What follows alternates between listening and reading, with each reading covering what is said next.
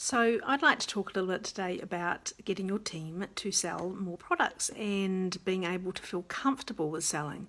I think it's something that we struggle with as we want to be able to provide value, we want to be of service, but ultimately we're in the business of selling things and we want to be able to make sure that our team feel comfortable with selling things so it doesn't feel like they're selling things.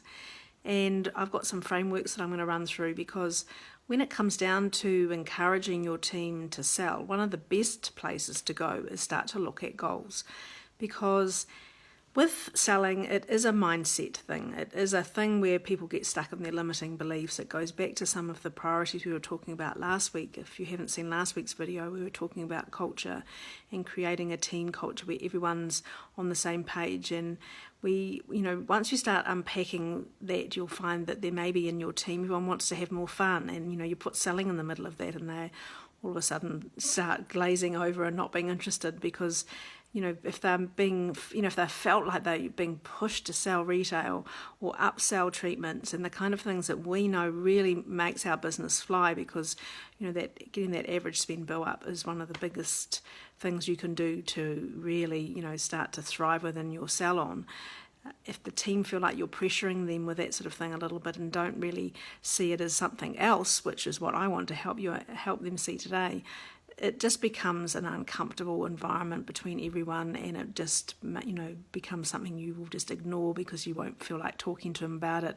They can't sell, they've got a bad attitude. So when you're talking about when it comes down to selling, what it comes down to is a money mindset. We've got a money mindset in our leadership library, and it's something you can go through, and I highly recommend you do, because it will maybe look at some of your limiting beliefs around money. Get your team to do it. Look at their limiting beliefs around money, because we all have them. It's something that is part of our upbringing, it's part of the perceptions that we have, it's part of the habits that we create. Money's one of those subjects that can trigger all sorts of things that I really can't really cover here, because this isn't what today's talk is really all about. It is part of it, but it's just being aware of it to begin with. And if you're working with teams individually and going through the culture work that we did last week, you'll maybe uncover some of those limiting beliefs. But the one around money is real, and it shows up in our business and the ability of some of our team members to be able to sell or not. So a quick thing I want to just touch on here, which I hopefully will give you a little bit of framework around getting your team to feel comfortable with selling, taking the selling out of selling, is that we start to set some goals and visions around what we want. So if you go through with your team and be very clear with your vision and your culture and your values, if you want to be able to do things with them and create more revenue, to be able to support them with more training and be able to do things together and bring in, expand your business and bring in things that really help move the needle, well, then you've got to have the revenue to be able to do that. It can't just keep coming off your profits. So the team need to understand that. So that's a really good place to start. And once you've got your vision in place, then break it down into weekly visions so that you've got a goal you're going after this week. What is the number one goal as a team that you decide to do this week? It could be, increasing your percentage of treatments. It could be, increasing percentage of your customers that buy retail products. It could be increasing your average spend. Choose a goal and as a team agree, and then look at the ways that you can achieve that goal. The one habit is one of the big things that we do. What is the one thing we can all do that's going to really make sure that goal happens?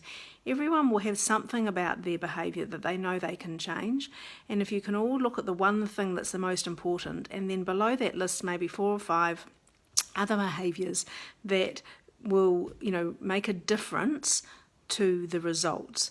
And then we want to start to look at what is evidence of us getting those results. What will we do? What will we see happening? How can we track that midweek? In our evidence, we tend to look at it midweek and see where we're tracking. And we know evidence of, for example, having more treatments is that, we are talking to our customers about them and they're saying yes. So that's evidence that goal is being, we're putting effort and awareness around that and we're creating something there.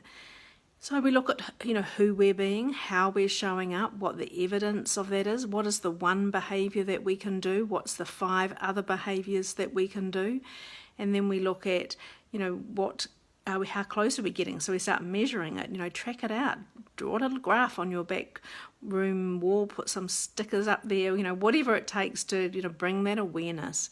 And also you can have this sort of mapped out in the behaviours that people need to do to be able to create these goals. So we do that as a team, we all do it as individuals, especially when we've got girls working on particular areas or team members that need to improve on some things. We sort of segment them out and create habits and frameworks and behaviours around that as well. So there's lots of opportunity to make this really simple framework work and put it into your team in a fun way, make it enjoyable, make it something that everyone gets behind, and importantly something that everyone has agreed on in the beginning, and then it just makes it a fun thing for everyone to do, and you will really see the benefits.